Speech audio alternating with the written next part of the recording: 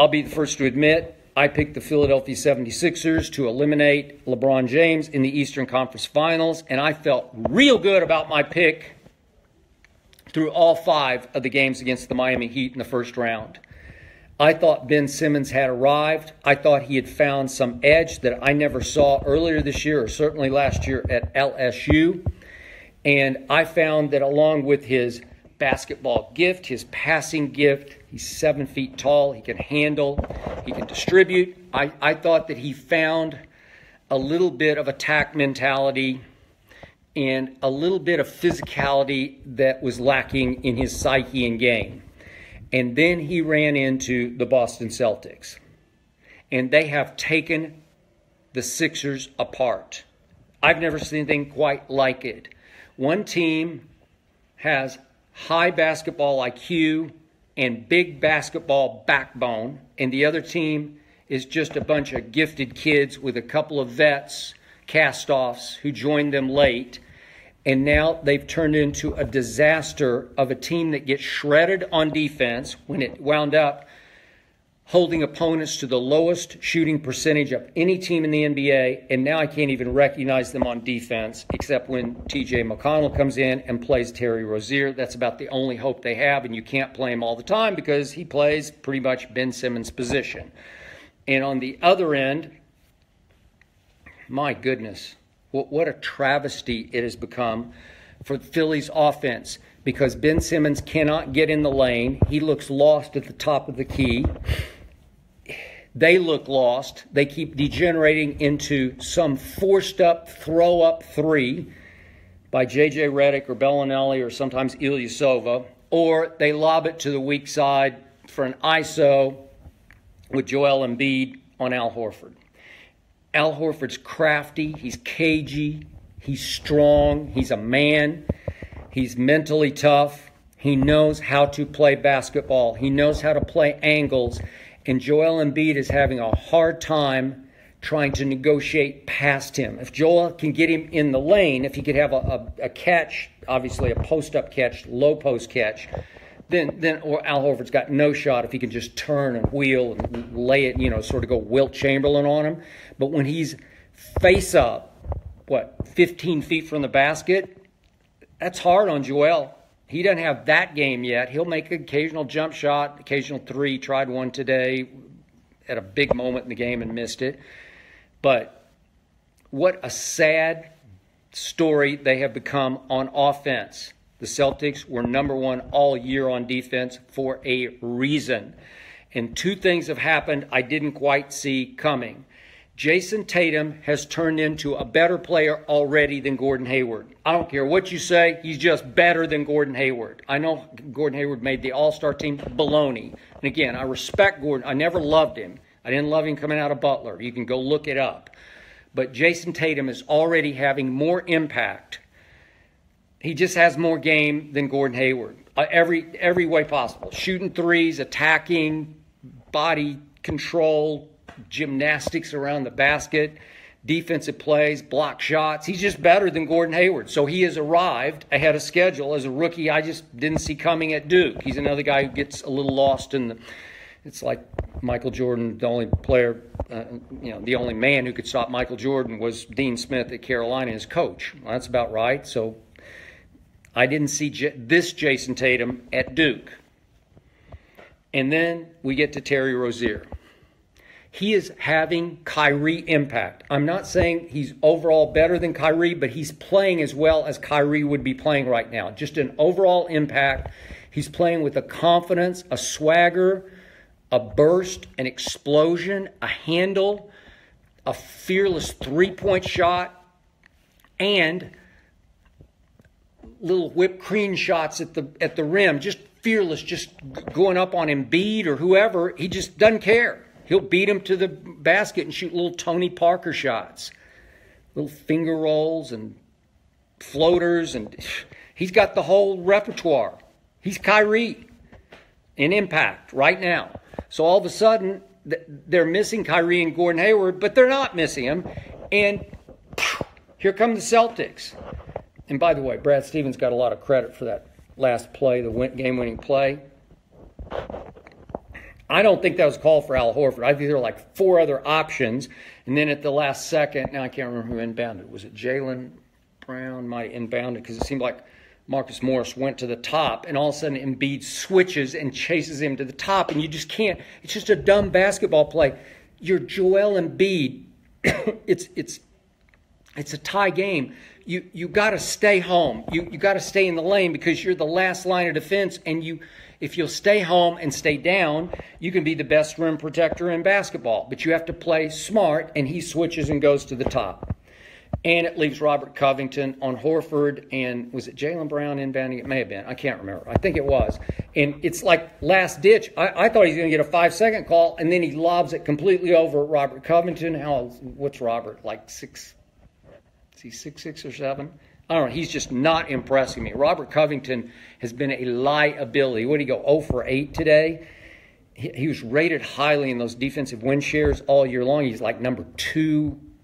I'm not sure he ended that high, but for much of the year he was way up in the top 5. I don't even see that anymore.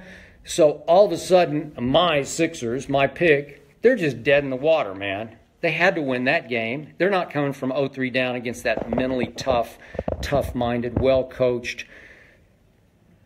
basketball team. That's a team, man, those Celtics. So they're formidable. Would they be formidable for LeBron? No, it's a bad matchup. I don't think anybody can stop LeBron. Remember when LeBron, after they had all the big boom, boom, boom additions at the trade deadline, they went up to Boston and just kicked their behinds. And I'm pretty sure that's what's going to happen. I might give the Celtics a couple of games. Maybe. I got to sleep on that. It might even be 5. I might go LeBron in 5. And down the road looms, obviously, Golden State. Now, was I surprised about what Anthony Davis and company did to Golden State last night? Wake me up when Golden State loses tomorrow. Just wake me up then, because I don't think Golden State took it very seriously last night. Nobody shot the ball well. Steph shot it poorly. Kevin Durant shot it poorly. Klay shot it poorly. And New Orleans hit everything they looked at. Everybody hit everything. I mean, Solomon Hill hit everything he looked at. Mirotic hit everything he looked at. It was just one of those games, and I fully expect Golden State to win that game, and I fully expect Golden State to beat the winner of Utah. I'm not writing off Utah yet. I still believe Utah will beat Houston. They got annihilated, and that's the 3rd time now that Houston's won at Utah this year. And speaking of rookies, we've had this running battle on Undisputed, again, 9:30 to noon Eastern on Fox Sports 1 all year long. Donovan Mitchell versus Ben Simmons. I'm Donovan Mitchell all day, all night, and my partner, LaShannon Sharp, he's Ben Simmons. Calls him Roy because I think his middle name is Roy, as I recall, as in Rookie of the Year. And now he's, man, Roy Rogers. I don't know what kind of Roy he is. He's just, boy, he shrank today. He shrunk in this whole series. That's just pathetic. I am very down on Ben Simmons, and I'm the one who picked them to beat LeBron James because I thought as a Clutch Sports client that he's not afraid of LeBron. This team wasn't afraid of LeBron. They went in there back on March the 1st and kicked their behinds at Cleveland. Remember that game on a Thursday night on TNT? And then, obviously, end of year, goes to the buzzer. LeBron misses the big free throw. But they won again after, what were they up in that game, 22? And they were just exploding on people down the stretch of the regular season with 80-point halves. They had a 78-point half against LeBron that Friday night at the end of the regular season. And I thought, well, here they are. They're ready. And then we saw them go boom in game 1 against Miami. They lost game 2. Then they go to Miami and just crush. Miami got physical. Pat Riley Memorial football defense, playoff football defense. And Philly said, yeah, watch this. They played with attitude. They played with swagger. They played with mental toughness. They played with spit in your eye kind of pride. We're this good. They bombed threes from everywhere. They got shots against a tough defense. And now they have been shredded. Now they have been left for dead. Can they win game 4 at home? I don't know if they got anything left. I think they've been shot in the heart. I think their hearts got ripped right out of their bodies by these Celtics. Whew, they just keep coming. They won't quit. They won't go away. You throw a salvo at them, you throw a haymaker at them, and they just keep coming back. Doesn't matter what the deficit is, they just keep coming. Man, they got stars emerging everywhere. Jaylen Brown. It's just Marcus Smart is a defender and a clutch three-point shooter. So is Marcus Morris. They're all clutch. It doesn't matter who gets the ball. Somebody's going to make a big shot. And now Terry Rozier's been making the biggest shots. And Al Horford, when I least expect it, remember, Al Horford's made 5 All-Star teams. So maybe I'm talking myself into they can win a couple of games against LeBron, but I doubt it. So, bottom line, way to go, LeBron James. Congratulations on a shot that was completely ill-advised, that if I'm your coach, man, I would have sat you for. I just have no idea. It's just on a silver platter for the greatest driver of the basketball ever. Just take it to the rack. And he shoots the craziest, highest degree of difficulty shot. At least if you're going to shoot an outside shot, just pull up and shoot it. Pull up and go straight up and shoot it. If that's what you're going to do, fine. And he's running sideways and the glass is diminishing and he managed to just tweak it off the left glass, running full speed left. And I'm sorry, you just can't convince me that the ball wasn't fading left and accidentally nicked the glass and dropped through cleanly. Whatever. Sweep. Get him out of my sight. No more Raptors. No more DeRozan. Kyle Lowry at least gave a pretty good fourth quarter account of himself. But I'm done with him. And I'm going to vote for this on Monday on Undisputed. I wish the commissioner would just intervene here and just call off Game 4. It's just a blight on the NBA landscape. This is a pathetic excuse of a playoff basketball team that has no business on the same floor with the beast of the East, LeBron James. I think he got a huge break today. Once again, that Philly couldn't try to get back on serve because I believe Philly, this is, as you hear year after year, these playoffs are about matchups. And the Boston Celtics are a terrible matchup for the young Sixers. The Sixers are a really bad matchup for LeBron and company. They don't play much defense, and Ben Simmons was having a much easier time getting in the lane and making things happen. He was the sun, and the rest, the other planets, could swirl around him. And remember, they won. They beat LeBron on March 1st. Did Embiid play? It seems like he didn't even play in that game. But whatever. For much of the year, they didn't even have Embiid, and they were still on an incredible roll without him. And they are no more. And the Raptors are no more. And now tomorrow we find out if the New Orleans Pelicans are no more, and I think they will be. We find out if the Utah Jazz are no more, and I think they won't be. I think they will win. We will check it out. I cannot wait. I cannot wait for Monday morning, 9:30 Eastern on Fox Sports 1. Undisputed. I get to go at LeShannon Sharp, and I get to find out how he feels about a series that he called LeBron in 6. So I can't wait to hear if he says we're going to pick the game, obviously Game 4, and I guess he's going to have to pick the Raptors to win it. And I guess he's going to have to pick the Raptors to win Game 5 to take it to 6 games. I guess. We'll find out. Can't wait to see you then, my man, LeShannon Sharp. Thank you for watching. Thank you for listening. Thank you for watching the LeBron game tonight.